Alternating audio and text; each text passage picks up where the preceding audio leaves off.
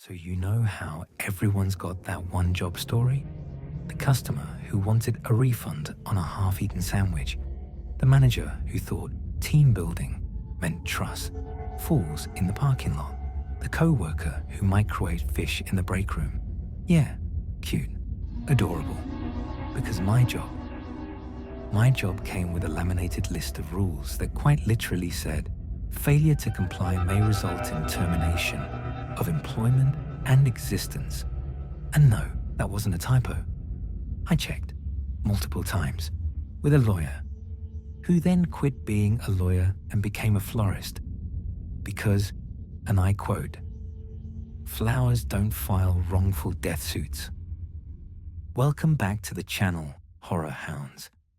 If you're new here, hit that subscribe button because trust me, you're gonna want to see where this train wreck goes.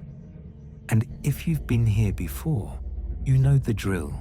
Buckle up, turn off the lights, and for the love of everything unholy, maybe don't watch this alone at a gas station at 3 a.m. Just trust me on that one.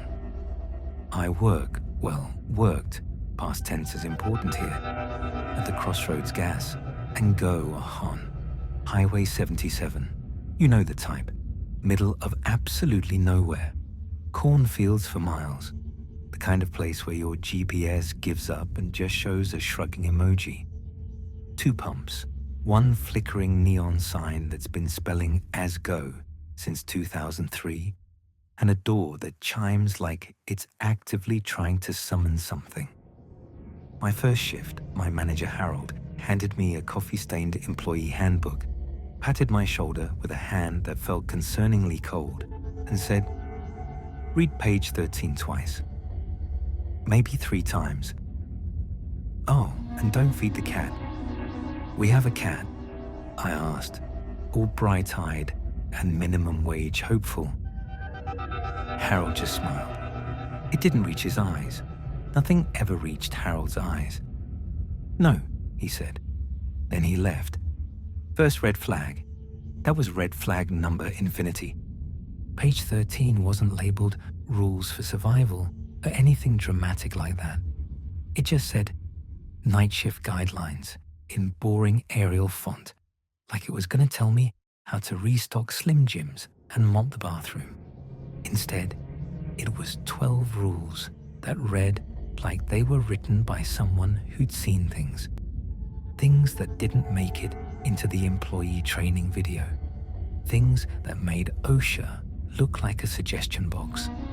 And because I'm apparently a magnet for terrible life choices and supernatural employment contracts, I'm going to share every single one with you. Because if I'm cursed with this knowledge, so are you. That's friendship, baby. Let's start with rule number 1, shall we? And oh boy, this one's a doozy right out of the gate. Rule 1 stated, and I'm reading this verbatim. If the bell above the door chimes more than twice for a single customer, do not look at them directly. Serve them quickly, accept whatever payment they offer, and do not ask if they found everything okay.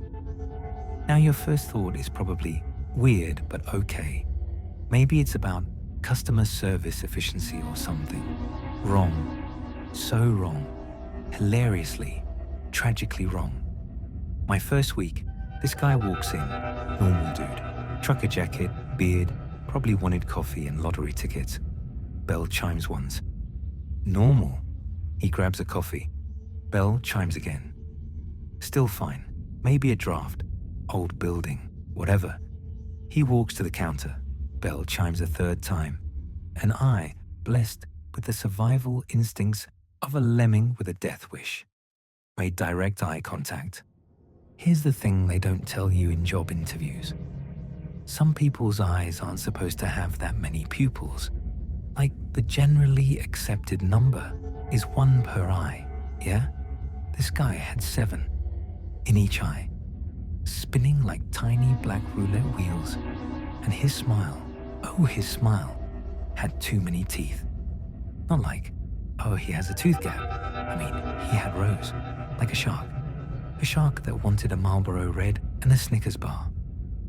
I must have made a sound, probably somewhere between a whimper and a what the actual hell, because he tilted his head and all 14 pupils locked onto me with the focus of someone who definitely knew I'd broken rule number 1. Payment time came, and he handed me what looked like currency, but felt wrong.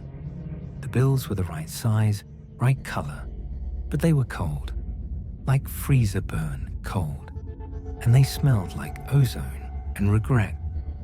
I processed the transaction in approximately 4 seconds, which I'm pretty sure is a new personal record, and he left. The bell chimed 7 times as he exited. 7 for one person, going out one door. The next morning, those bills were gone from the register.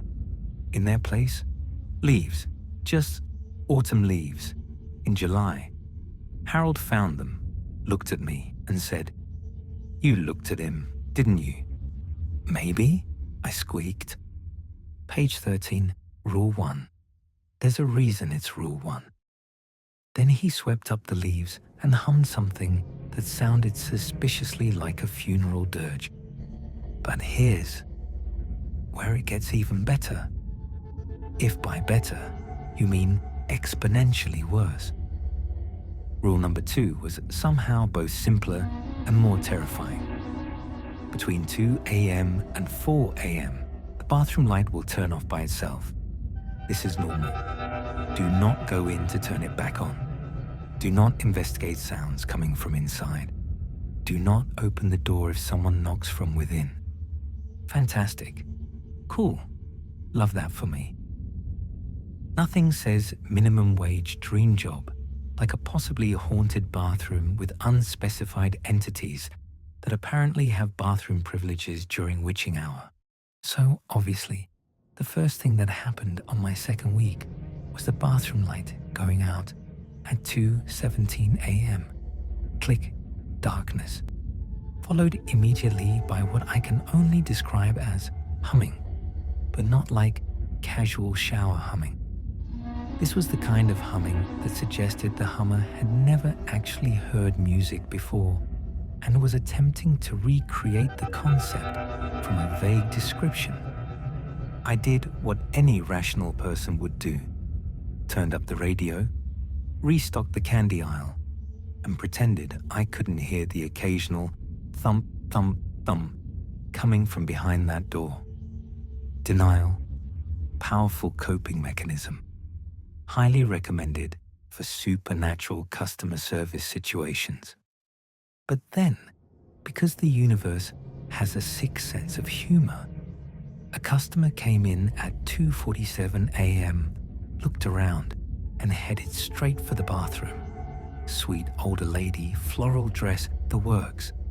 I actually vaulted over the counter like I was training for the Olympics of Nope. Mom, that bathroom is out of order. She blinked at me. The sign says, the sign is lying. The sign is a liar. We have a plumbing situation. Very serious, extremely serious. Could be rabid possums in the pipes. I was making this up as I went, and honestly, rabid possums felt more believable than the truth. She used the women's room at the McDonald's across the highway instead, probably thinking I was unhinged. But you know what? She got to keep her soul. So really, who's winning here? At 4:01 a.m., the light flickered back on. The humming stopped. I checked the bathroom at 6 a.m. during my break because curiosity is apparently a stronger force than my will to live. Everything looked normal, except the mirror. The mirror had a handprint on the inside, like someone had pressed their hand against the glass from within the reflection itself. Harold made me clean it with vinegar and sage water. Yes, sage water. We kept it in a spray bottle labeled mirror cleaner. This job, I swear to God. Now, if you're thinking, Okay, weird bathroom, creepy customers. This can't get weirder. Oh, you sweet summer child. Let me introduce you to the absolute nightmare that is rule number 3. If a customer asks for directions to a town you've never heard of, give them the following directions exactly. Take Highway 77 north for 30 miles. Turn left at the old Miller farm and follow the dirt road until you can't anymore.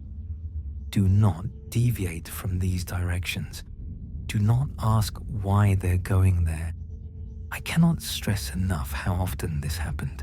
Like weekly, people would roll up, dead-eyed and monotone, and ask, how do I get to Ashmouth? Or which way to Carrion Falls? Or my personal favorite, can you direct me to the underneath? And I'd parrot those same directions like a haunted GPS, and they'd nod, buy nothing, and leave. Here's the kicker. I looked up every single one of those town names. None of them exist. Not on maps, not in census data, not anywhere. I even asked Harold about it during a particularly slow Tuesday shift. Harold, where are these people going? He was restocking cigarettes and didn't even look up. Somewhere else. That's not an answer. It's the only answer you're getting. And frankly, the only one you want. One time, I tried to be helpful. This lost-looking college kid came in, asked how to get to Whisper Creek, and I, feeling bold and stupid, mostly stupid, said, you know what? I've never heard of that place. Are you sure you have the right highway? The temperature in the store dropped 15 degrees in 3 seconds. Every light started flickering. The kid's face went slag, and he repeated his question in a voice that came from somewhere that definitely wasn't his throat. How? Do I get to Whisper Creek? I gave him the standard directions so fast, I probably sounded like an auctioneer on cocaine. He left. The lights stopped flickering. Harold emerged from the back room, where he'd apparently been hiding like a coward, and said, Page 13 exists for a reason, kiddo. You want to be a hero, work at a hospital. You want to go home with all your sanity intact, stick to the script. Point taken, lesson learned. Gold star for trauma. Just when you think the night shift can't surprise you anymore, along comes the absolute chaos that is Rule 4. Rule 4. We do not sell cigarettes to anyone wearing all black. We are out, always. Do not check the inventory. Do not suggest alternatives. We are out. This seemed weirdly specific and possibly discriminatory until the first all-black wearing customer showed up. Black boots, black jeans, black coat, black everything. Even their eyes looked like they'd chosen the black option in character customization. They walked up to the counter, and before they could even speak, I blurted out, "We're out of cigarettes." I can see them behind you. Those are decorative cigarettes. For display purposes only, not for sale. Very illegal to sell those. FDA regulations. Very serious. The person smiled. It was the kind of smile that suggested they knew exactly what I was doing and found it amusing in the way a cat finds a cornered mouse amusing. Interesting, they said, voice like silk over razors. What about the ones on the shelf to your left? Also decorative. The whole store is actually a cigarette museum. Common misconception. They stared at me for a long moment. Behind them, I swear the shadows in the parking lot got darker, thicker, like they were crowding around the windows to watch. Finally, they nodded, purchased a single pack of gum, which rang up as $0. Fantastic. and left. The shadows returned to normal shadow behavior. Harold was watching on the security camera from home. Yes, he watches from home because apparently he has better survival instincts than me, and called immediately. Good job. What would have happened if I sold them cigarettes? Best case scenario, they'd have paid and left. And worst case? Long pause. They'd have paid and stayed. I didn't ask what that meant. Some questions don't need answers. They need to be buried in a mental box labeled nope and never opened again. So here's where things get really fun. And by fun, I mean, I started seriously updating my resume. Rule 5 was delightfully vague. If you hear your name called from the walk-in cooler, no you didn't. First off, how is no you didn't a rule? That's not instructions. That's gaslighting yourself as a survival mechanism. But sure, okay, crossroads gas and go. I'll just add denying objective reality to my skill set right under cash register operation and pretending everything is fine. It took 3 weeks before I heard it. I was restocking energy drinks, minding my business, when clear as day, from inside the walk-in cooler, you in here. My blood went ice cold. That was my voice, calling me, from inside a cooler, using my own voice to summon myself like some kind of narcissistic demon. Rule 5. No, I didn't. Nope. Didn't hear it. Not happening. I cranked up the radio to a station playing exclusively aggressive death metal. Thank you, 104.7, The Crypt, and continued stalking with the focus of someone whose life depends on not acknowledging the interdimensional prank call happening 6 feet away. Why are you ignoring me? Ish, I just wanna talk. Still my voice, still from the cooler, now with added guilt trip manipulation. Fantastic. I'm being psychologically manipulated by my own doppelganger or whatever the hell lives in the beverage refrigeration unit. This continued for 45 minutes. My voice called my name, asked why I was being rude, wondered if we could be friends, suggested we trade places for a while, which absolutely not. Hard pass, 0 stars, would not recommend. At one point, it switched tactics. Don't you want to know what's in here? Aren't you curious? There's something you need to see. And here's the thing, I was curious. That's the horrifying part. Some dark, stupid part of my brain was like, but what if there is something cool in there? This is why humans don't survive horror movies, by the way. We're fundamentally too nosy for our own good.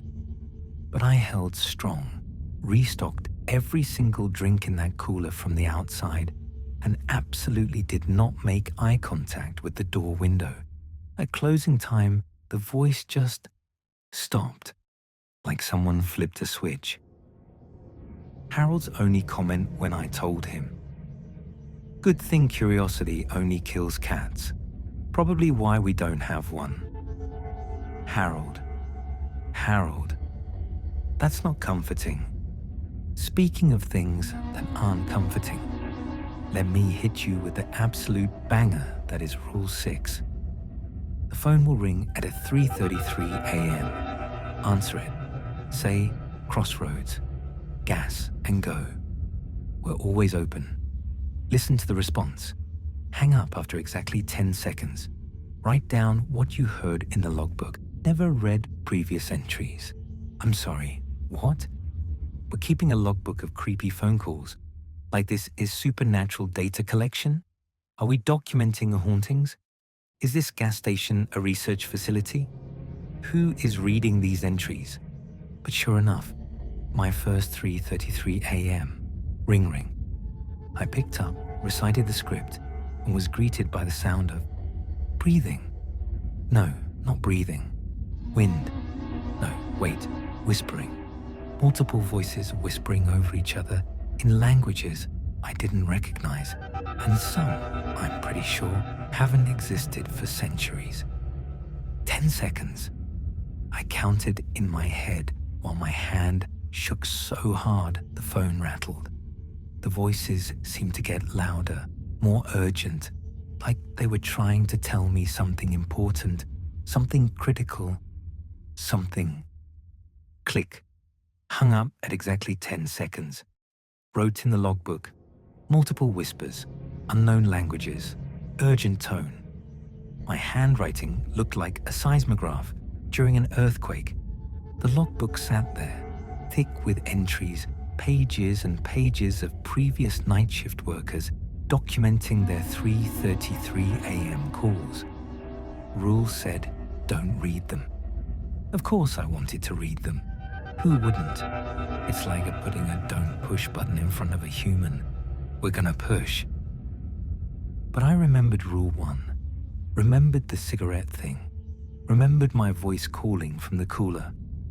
And I thought, you know what? Maybe some rules exist because breaking them leads to outcomes worse than curiosity being unsatisfied. I closed the logbook. It felt heavier than it should have, like it was full of more than just paper. 2 weeks later, we got a new hire. Didn't last one shift. Know why? Read the previous logbook entries, all of them, cover to cover. Showed up for his second shift with a look in his eyes like he'd seen the heat death of the universe, and it was scheduled for Tuesday. Quick via text message that just said, I can't unknow. He's a motivational speaker now, ironically. Probably tells people to embrace the unknown. If only he knew. And if you thought the phone calls were the peak of weird communication issues, oh buddy, wait till you hear about Rule 7. Rule 7. If a child comes in alone after midnight, they are not lost. They know exactly where they are. Sell them whatever they ask for. Do not call their parents. Do not ask where their parents are. Their answer will not help you. Great, cool, awesome. Love the implication that children are just casually roaming Highway 77 at ungodly hours with mysterious shopping needs and no parental supervision. And I'm supposed to just vibe with that. Absolutely not concerning at all. First solo midnight child. Tiny girl, maybe 7 years old, walks in at 12:47 a.m. wearing a nightgown and bare feet. Bare feet on a gas station floor in October. My every instinct screamed, where are your parents? But I bit my tongue hard enough to taste pennies. She walked directly to the candy aisle, didn't browse, didn't hesitate, grabbed a single Hershey bar and brought it to the counter, placed it down with the solemnity of someone buying funeral flowers, made eye contact with me. Her eyes were completely normal, which somehow made it worse. Just this? I asked, scanning it. Yes, please. That'll be $1.50. She paid in exact change, quarters that were cold, not room temperature, cold, like they'd been in a freezer or a grave. I'm not picky about which metaphor works here. Have a good night, I said, because what else do you say? You too, she replied, and walked out into the darkness, barefoot, into October night. I watched through the window as she walked across the parking lot, past the glow of the streetlights, and just faded. Not like she walked out of sight, faded, like someone was turning down her opacity slider. This happened 4 more times over the next month. Different kids, always alone, always knew exactly what they wanted. always paid in cold change, always faded into nothing outside. The logbook had a separate section for these transactions. Harold's only instruction: process the sale, take the money, don't think about it. Harold, where did the kids go? Somewhere else. That's what you said about the town people. Because it's still true. Some folks are just passing through, kiddo. Our job is to be a way station, not ask for travel itineraries. I'm working at a way station for interdimensional travelers. Minimum wage doesn't cover this. This requires hazard pay, therapy, maybe witness protection. But wait. Oh, it gets better.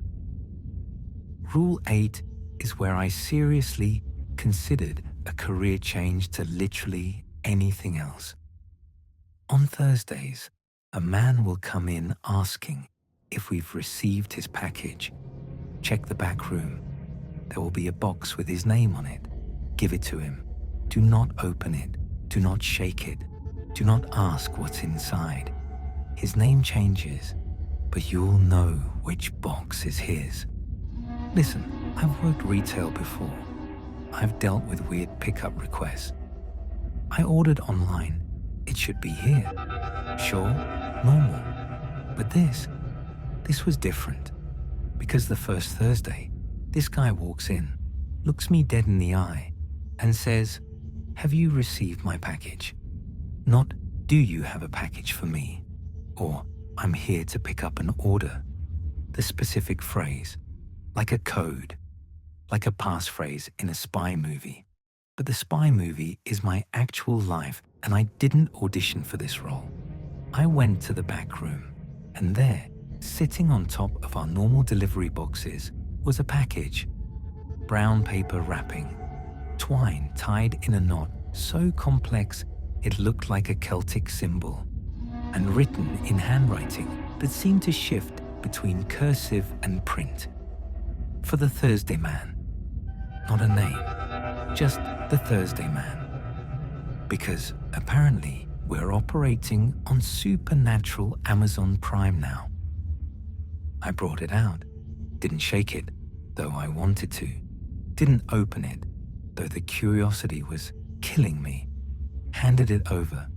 He smiled, thanked me, and left. The box made no sound, had no weight that made sense. It felt light but also heavy, like the concept of weight was negotiable in its presence. The next Thursday, different man, different box, same scenario. For the Thursday man, in different handwriting. This continued weekly. I started dreading Thursdays more than Mondays, which is saying something. The boxes varied wildly in size, sometimes shoebox-sized, once literally the size of a matchbox, once big enough to be a mini fridge, but always brown paper, complex knot, no return address. One time, a box was humming, just faintly, like it had tiny bees inside or a small motor, or something that definitely shouldn't be in a package. Thursday and the number 7 picked it up and the humming stopped. He winked at me, winked like we were in on some cosmic joke together. I was not laughing, sir. I was experiencing occupational distress. Harold's answer when I asked what's in the boxes, something important. To who? To them. That's all that matters. I've developed a theory that Harold either knows everything and isn't telling me, or knows nothing and is bluffing his way through supernatural management. Both options are equally terrifying. And speaking of terrifying, let me tell you about Rule 9, which is when I learned gas stations have territories. Rule 9. If you see another gas station across the highway that wasn't there when you started your shift, ignore it. Do not acknowledge it to customers. Do not wonder why it looks identical to ours. It will be gone by morning. Excuse me. We have a rival gas station that exists dimensionally, like it's sometimes there. That's not how geography works. That's not how any of this works. But sure as hell, one shift, I'm looking out the window during a slow patch around 1 a.m. and across the highway, where there's normally just cornfields and darkness, there's a gas station, identical to ours. Same layout, same flickering sign, but theirs says Go Esgar instead of As Go, so they've got their own electrical issues, even the same two pumps. And here's the really fun part. There's a person working inside. I can see them through the window. They're waving at me enthusiastically, like we're old friends. I waved back before my brain caught up with the weirdness of the situation. Then they held up a sign, handwritten. It said, "Your break room has better snacks." I laughed. I actually laughed. Because what else do you do when your dimensional doppelganger gas station is commenting on your employee benefits? Then they held up another sign. "Don't trust Harold." Okay, less funny, significantly more concerning. I looked away. Rule 9, ignore it. When I looked back 10 minutes later, the gas station was gone. Just cornfields, just darkness.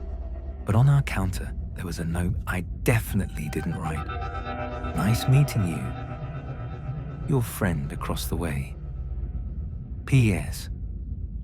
Check the break room fridge." I checked. There was a sandwich. A really good sandwich. Like fresh mozzarella, heirloom tomatoes, fancy bread. I didn't eat it. Rule 9, people. But it smelled amazing. Harold threw it away the next morning without comment. But I noticed he smelled it first. Even he was tempted. This happened 3 more times. The station would appear. We'd have our weird sign communication. It would vanish. Mysterious, high-quality food would appear in our break room. Once it was sushi. Fresh sushi. At a highway gas station. That's not even dimensionally weird. That's just logistically impressive. Look, I know this sounds insane, because it is insane. But let me hit you with Rule 10, which combines bureaucracy with the supernatural in the worst possible way. Rule 10. If someone asks to use the phone for an emergency, let them. If they dial a number with more than 10 digits, do not listen to their conversation. Clean the phone with salt water afterward. Document the number of digits in the logbook under extended calls. More than 10 digits. More than 10 digits. Where are they calling? The International Supernatural Operator, Hell's customer service line, Purgatory's pizza delivery. It happened on a rainy Tuesday. Guy comes in, soaking wet, no car in the parking lot, and asks to use the phone. "Emergency," he says. I hand it over because I'm not a monster, and he starts dialing, and D-I-A-L-I-N-G.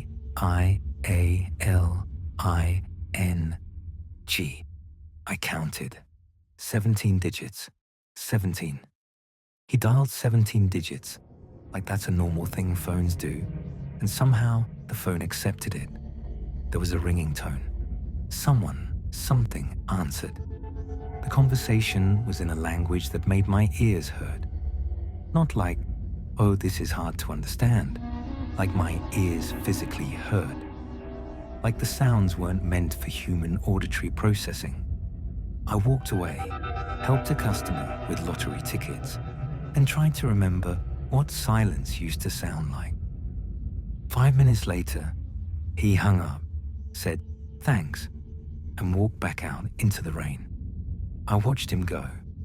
He walked past where the parking lot ends, past the highway, into the cornfield, and just kept walking. Didn't stop, didn't turn around, just walked into the darkness until I couldn't see him anymore. I cleaned the phone with salt water from the bottle we keep under the counter, because of course we do. Logged it. Extended call, 17 digits. The previous entry was from 2 weeks prior. Extended call, 23 digits. The one before that. Extended call, 34 digits. Someone out there dialed 34 digits. Where do you even call with 34 digits? That's not a phone number. That's a coordinate to another dimension.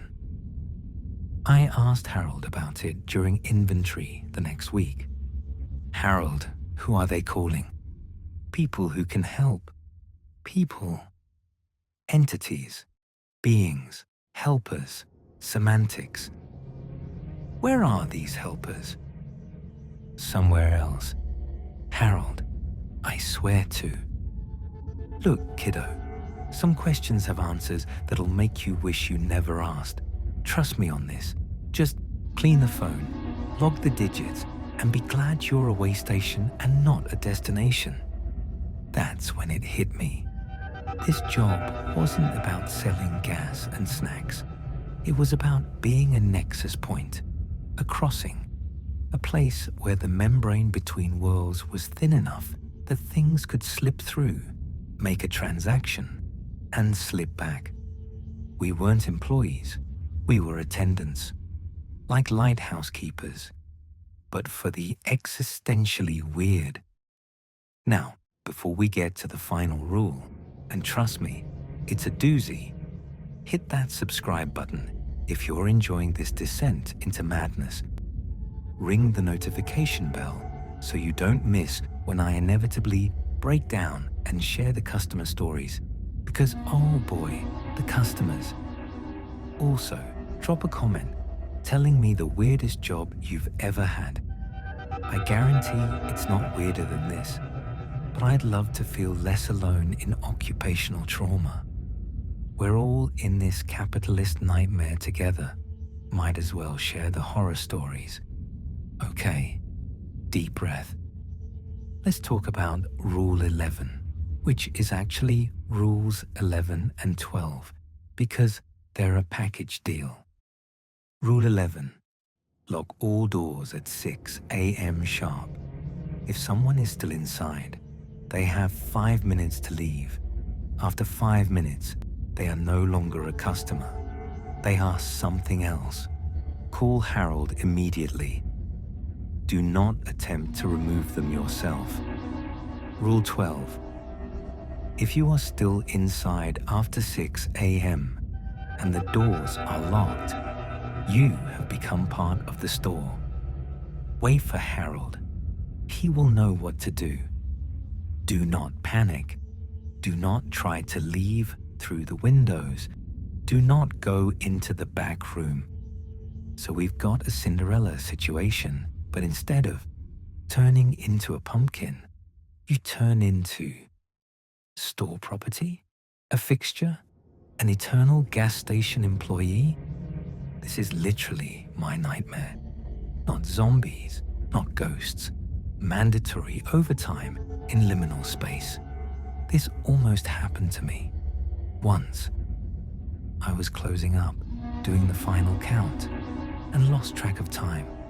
Got absorbed in making sure the register balanced.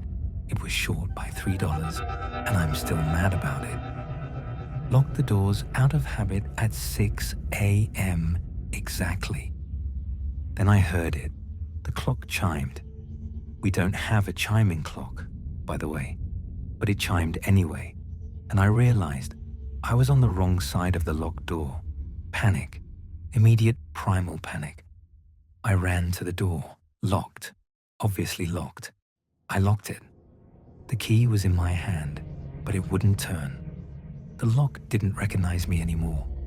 I wasn't an employee with door privileges. I was an occupant, a thing inside the store. The light started flickering in patterns. Intentional patterns, like Morse code, but wrong.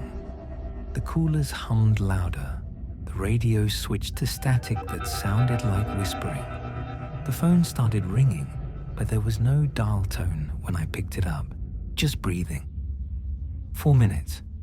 I had 4 minutes before I became a permanent fixture at Crossroads Gas and Go. My resume wasn't even updated. My mum thought I worked at a normal gas station. This was not how I wanted to be remembered. Here lies a mediocre employee who became a decorative element in a haunted convenience store. I called Harold. He answered on the first ring, like he'd been waiting.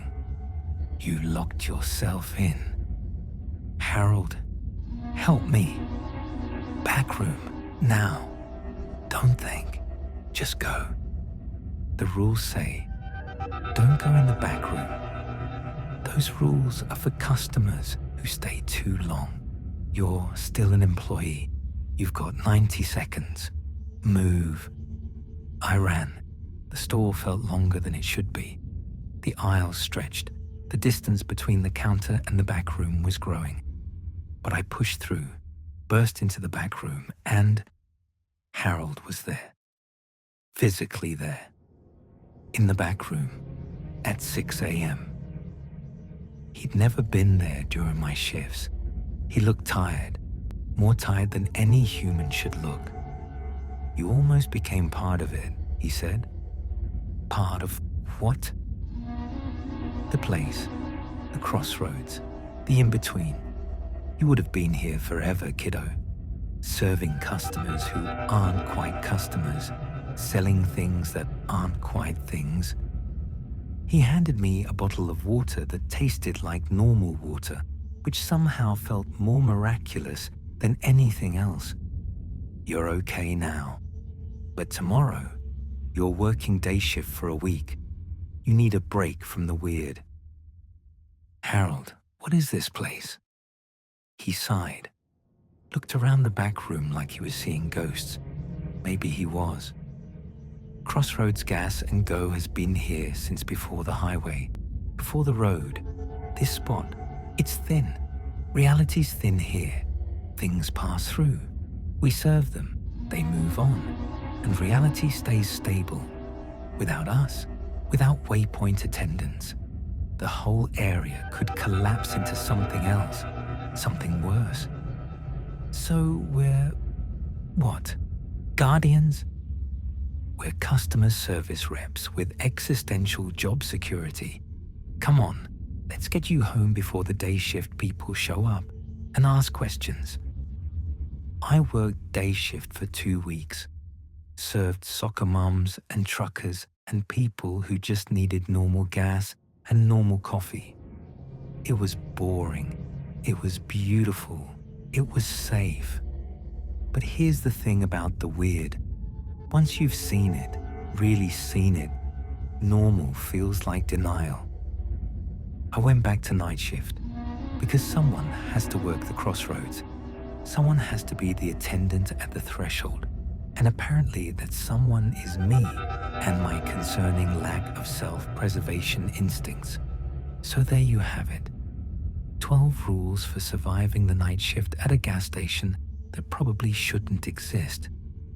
Am I still working there? Maybe. Maybe I'm typing this from behind the counter right now, watching the parking lot for customers who may or may not be human. Maybe Harold's in the back room, humming something that sounds like a prayer. Maybe the phone's about to ring at 3:33 a.m. and I'll answer it, and I'll hear something I'm supposed to hear. Or maybe I quit, and I'm working somewhere nice and normal now, like a library or a dentist's office, and I'm just sharing this story as a warning. Read the employee handbook, all of it, even the pages that seem weird, especially the pages that seem weird. Because somewhere out there, there's a gas station on a lonely highway, and it's hiring, and the pay is minimum wage. and the benefits are questionable, but the experience, absolutely unforgettable. If you enjoyed this nightmare of a story, smash that like button, share it with your friends who think their jobs are tough, and let me know in the comments if you want to hear about the customers. Because we didn't even touch on the guy who paid in teeth, or the woman who asked where to buy eyes, or the thing that looked like a deer, but definitely wasn't a deer. And I wanted to know if we sold maps to the underneath. Until next time, stay safe, stay skeptical, and if you ever see a job posting for a remote highway gas station that offers unique employment opportunities and unforgettable experiences, maybe just work at Target instead. At least there, when things get weird, it's just aggressive shoppers during Black Friday, not interdimensional travelers buying lottery tickets with currency that doesn't exist yet. I'm out.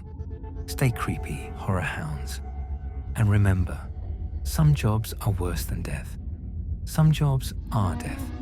And some jobs are the thing you do between lives while reality figures out where to file your paperwork. Peace. Or whatever passes for peace.